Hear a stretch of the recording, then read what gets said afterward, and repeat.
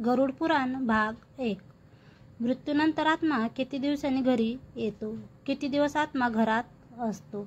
आत्म्याला कोणती भयानक शिक्षा दिली जाते? आत्म्याला साप विंचू कधी चावतात? आत्मा रडतो, किंचाळतो का व कसा? 13 दिवसानंतर आत्मा कोठे जातो? गरुड पुराणामध्ये आपल्याला व्यक्तीच्या जीवन आणि मृत्यू या संबंधात भरपूर अशा गोष्टी पाहायला मिळतात की ज्या जाणून घेऊया. कोणतीही व्यक्ती आपल्या जीवनाची गती सुधारू शकते. या व्हिडिओमध्ये गरुड पुराणानुसार आत्मा शरीर सोडल्यानंतर किती दिवस घरात राहते, गरुड पुराण का केले जाते आणि आत्मा किती दिवसानंतर यमलोकाच्या मार्गावर चालण्यासाठी शरीरात शक्ती प्राप्त करतो, हे आपण बघणार आहोत.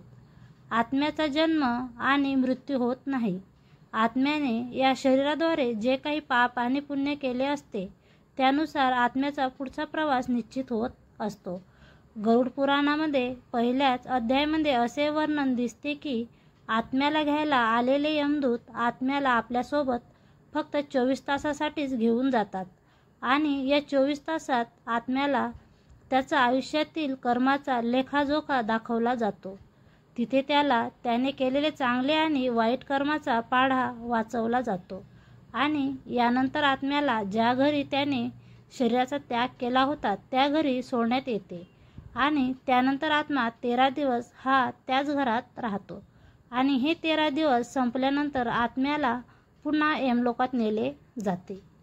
गरुड पुराणामध्ये याचे विस्तृत स्वरूपामध्ये अशा प्रकारे वर्णन केले आहे की जेव्हा व्यक्ती मृत्यूच्या जवळ असतो त्यावेळेस त्या व्यक्तीच्या समोर दोन्ही हातामध्ये दोरी आणि दंड धारण केलेले, दातांना कडकड चावत असलेले, दोन्ही डोळे क्रोधाने भरलेले असलेले यमाचे 2 दूत समोर येतात.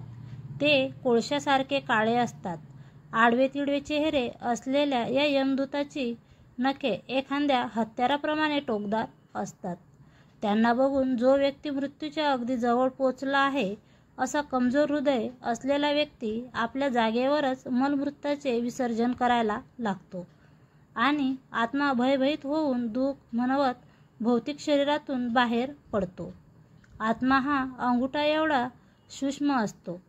या बाहेर पडलेल्या आत्म्याला यमदूत दोरीने बांधून यमलोकात घेऊन जात असतात. आत्मा त्यांच्या घरी परत जाण्यासाठी खूप झटपटत असतो, परंतु यमदूत त्याला खेचत दोरीने बांधून घेऊन जातात.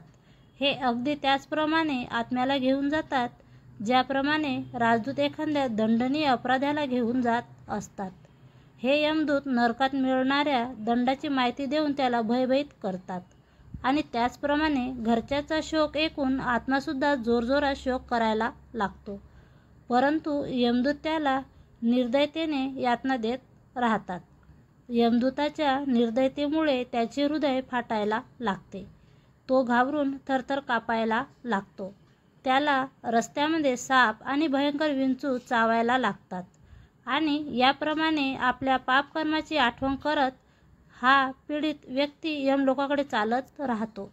भूक आणि तहानेने व्याकुळ असलेल्या त्या जीवात्म्याच्या पाठीवर कोठेही मारले जातात.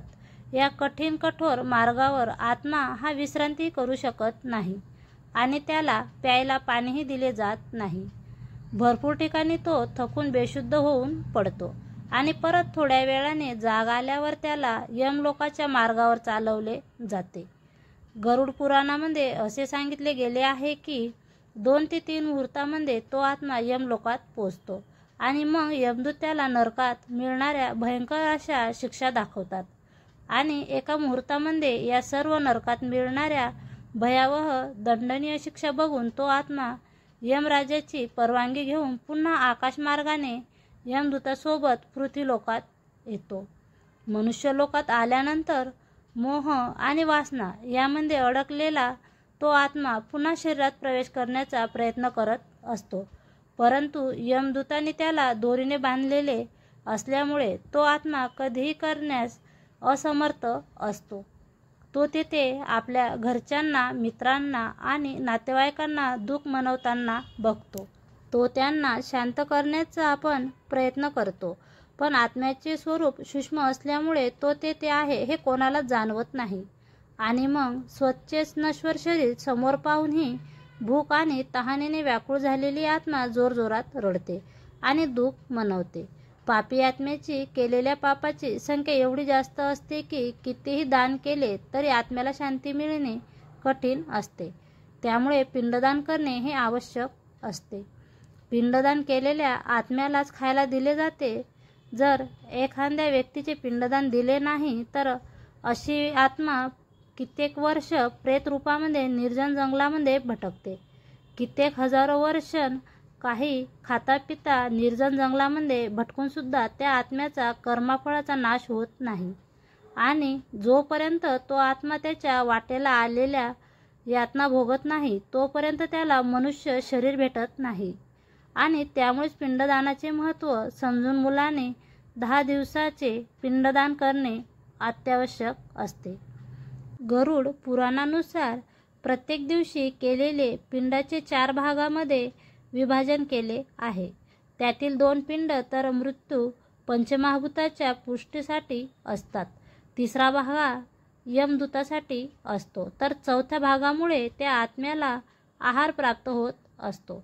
9 दिवस आणि 9 रात्र त्या पिंडांना प्राप्त करून त्या प्रेताचे शरीर बनते आणि 10व्या दिवशी त्या शरीराला शक्ती प्राप्त होते. आणि त्याचबरोबर मित्रमैत्रिणींनो, गरुड पुराणामध्ये हेही सांगितले गेले आहे की शरीरावरती अग्निसंस्कार झालेले असताना सुद्धा पिंडदानामुळे त्या प्रेताला 1 हात लांब एवढे शरीर प्राप्त होते आणि त्याद्वारे तो यमलोकात जात असताना आपल्या चांगल्या आणि वाईट कर्माची फळे भोगतो. पहिल्या दिवशी जे पिंड दिले जाते त्यातून शरीराच्या शिरोभागाचे निर्माण होते. 2ऱ्या दिवसाच्या पिंडदानाने कान, नाक आणि डोळे याची उत्पत्ती होते. 3ऱ्या दिवसाच्या पिंडदानाने कंठ आणि हाताची उत्पत्ती होते. 4थ्या दिवसाच्या पिंडदानाने नाभी, गुप्तांग आणि उदाभाग तर 5व्या दिवसाच्या पिंडदानाने मांडी आणि पायाची उत्पत्ती होते. आणि याचप्रमाणे 6व्या दिवसाच्या पिंडदानाने सर्व मर्मस्थल तर 7व्या दिवसाच्या पिंडमानाने नाडी समूह आणि 8व्या दिवसाच्या पिंडदानाने दात आणि 9व्या दिवसाच्या पिंडदानाने वीर्य तयार होते. आणि अशा प्रकारे 10व्या दिवशी त्या शरीरामध्ये पूर्णपणे बल तयार होते आणि त्याला भूक लागते. आणि हे सर्व केल्यानंतर 10व्या दिवशी घराची शुद्धी केली जाते आणि त्यानंतर सुतक संपते. 11व्या आणि 12व्या दिवशी जे श्राद्ध केले जाते त्याद्वारे प्रेतसुद्धा आहार प्राप्त करत असतो. आणि याच कालावधीत घरामध्ये गरुड पुराणाचे पाठ्यसुद्धा केले जाते. घरातील सर्व सदस्य गरुड पुराण ऐकतात आणि त्यामुळे त्यांना चांगले आणि वाईट कर्म याचे ज्ञान होते. आणि त्यामुळे त्यांना मृत व्यक्तीची पुढची वाटचाल कशी असेल याचा त्यांना त्याच्या कर्मानुसार आभास होऊन जातो. 13व्या दिवशी सुद्धा श्राद्ध केले जाते. त्याला 13वं असे म्हणतात. या दिवशी घरच्यांच्या योग्यतेनुसार ब्राह्मण, निर्धन आणि इतर लोकांना भोजन दिले जाते. आणि याच दिवशी गोदान सुद्धा दिले जाते.